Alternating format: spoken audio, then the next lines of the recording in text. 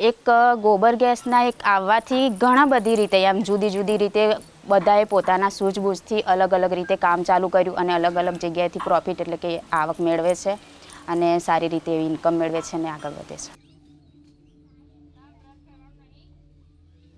ખુશ થવાય કે ના પૈસો છે આપણી જોડે અને કંઈક પણ આગળ નવી પ્રવૃત્તિ કરવી હોય તો થઈ શકે. પૂરા દેશમાં આ ગોબર ગેસ દરેક મહિલાને રાખવો જોઈએ, વાપરવો જોઈએ અને પોતાનું શરીર, પોતાનું સ્વાસ્થ્ય અને આ વાતાવરણને પણ સાચવવું જોઈએ. इसलिए जकरिया मॉडल हम सक्सेसफुल मानते हैं कि आप इस सारे ही जो वेस्ट जो हो रहे हैं या एनवायरनमेंट डैमेज हो रहे हैं, एक ही मॉडल आपके बहुत सारे जो इश्यूज़ हैं उसको एक ही मॉडल एड्रेस करता है. बेसिकली जो वेस्ट टू वेल्थ का जो अप्रोच है उसके लिए जकरियापुरा मॉडल एकदम परफेक्ट सूट होता है.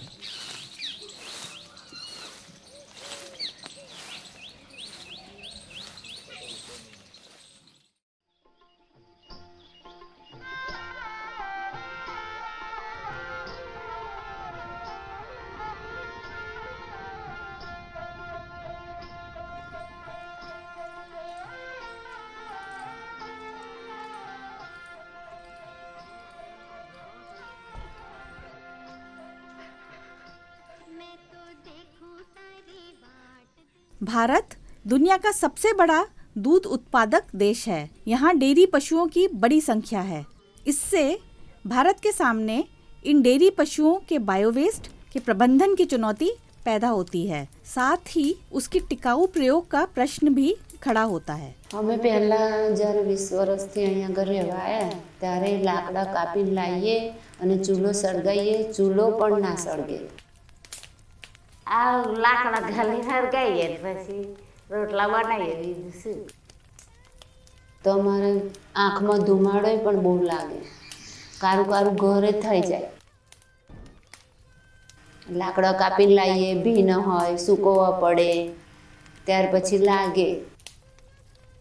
લાકડાના 1000 રૂપિયા, એક મણ લાકડા લેવા જઈએ ને તો 400 રૂપિયાના લાકડા આવે.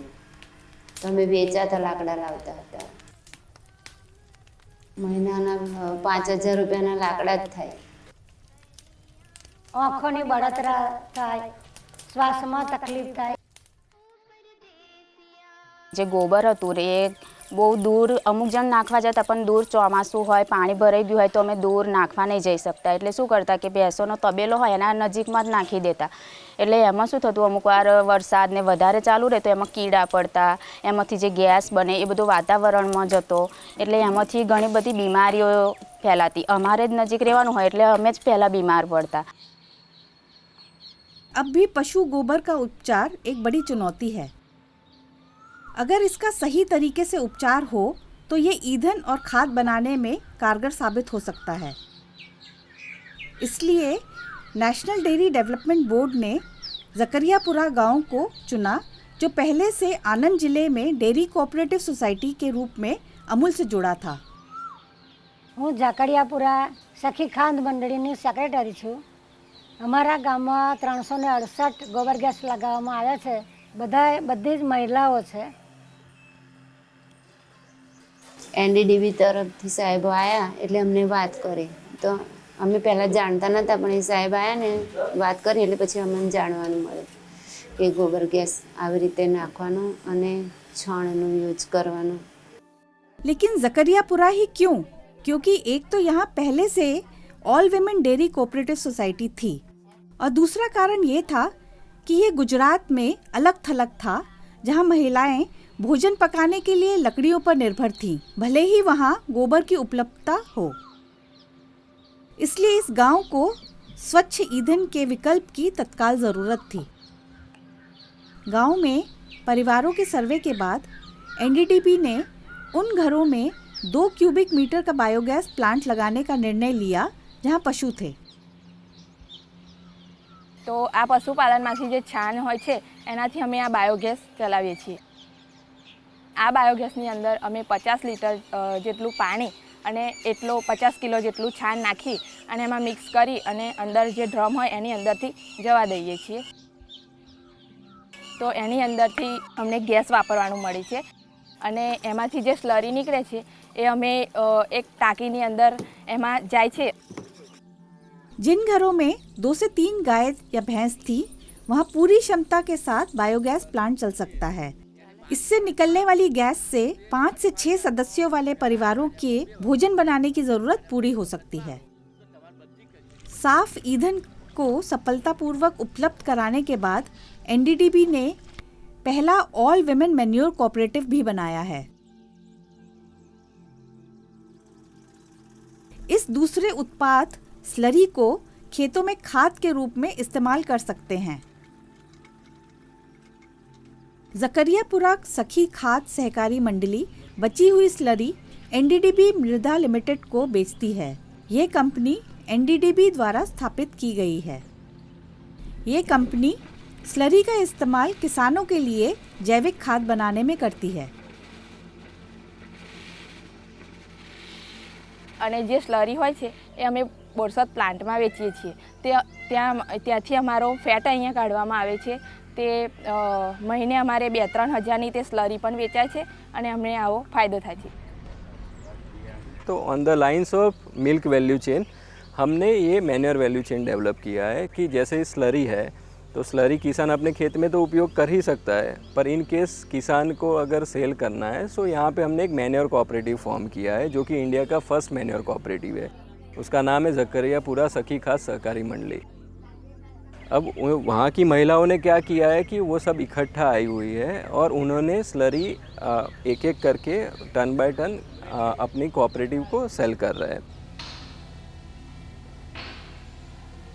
ये जो हमारी फैसिलिटी है ये स्लरी प्रोसेसिंग सेंटर है. ये स्लरी प्रोसेसिंग सेंटर के अंदर जो भी हमने गाँवों के अंदर बायोगैस लगाए हैं या गोबर गैस लगाए हैं वहाँ से हम स्लरी को ख़रीद के यहाँ पे लाते हैं और इस स्लरी प्रोसेसिंग सेंटर के अंदर हम स्लरी को फर्दर प्रोसेस करके फर्टिलाइज़र्स, ऑर्गेनिक फर्टिलाइज़र्स बनाते हैं और ये फर्टिलाइज़र्स बाद में हम फार्मर्स तक पहुँचाते हैं. અમે ગુલાબની લમસમ 5-10 વર્ષથી ખેતી કરી રહ્યા છે. સુદાન પ્રોમ ખાતર વાપરવાથી રિઝલ્ટ સારું મળેલું છે. એમ માલ માનો કે 10 કિલો થતો હોય તો આ ખાતરનો ઉપયોગ કર્યા પછી વધારો પણ થયેલો છે આપણને. એમ સુદાનની પ્રોડક્ટ અમે લમસમ 2 વર્ષથી વાપરીએ છીએ. અને બીજા નંબરનો કે પેલી દવા ખાતર કરતાં વસ્તુ ઓર્ગોનિક છે અને સસ્તી અને સારી છે. એમ સુદન રૂટગાર્ડ એ રૂટગાર્ડ સારા એવા પ્રમાણમાં આપ્યું અને એના પછી સુદન માઇક્રો ન્યુટ્રલ એ આપ્યું. એનું રિઝલ્ટ જે છે એ અત્યારે મળે છે કે એક કેળને એક લોમ ઉપર અમને 35થી 40 કિલોનું વેઇટ મળે છે.